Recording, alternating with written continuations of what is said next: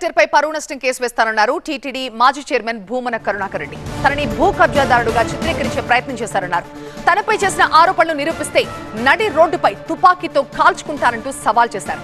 బినామీలతో collector ఇసుక మట్టి వ్యాపారం చేస్తున్నారన్నారు. నన్ను ఒక భూ కబ్జాదారుడిగా చిత్రీకరిస్తాడా? నీలాంటి వాళ్ళు, చంద్రబాబుకు కొమ్ము కాసేవాళ్ళు, అవినీతిని అంటకాగేటువంటి కొద్దిమంది అధికారులు, మీరంతా గూండాలను కూడా పెంచి పోషించేవాళ్ళు. ఈ కరుణాకర్ రెడ్డి గూండాలను ప్రతిఘటించేటువంటి వాడు.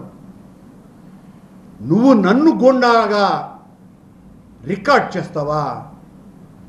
గూండాలను ప్రతిఘటిస్తూ 70 ఏళ్ళు గడిపినటువంటి వాడిని ఢాకు, అది కరుణాకర్ రెడ్డి చరిత్ర. ఏ రోజు మీలాంటి నీచులు నా మీద అవినీతి ఆరోపణలు వేయొచ్చు, కానీ ఒక్క అవినీతి ఆరోపణను కూడా నిరూపించలేరు. అలా నిరూపిస్తే నడి రోడ్డులో నన్ను నేనే కాల్చుకొని చచ్చిపోతాను.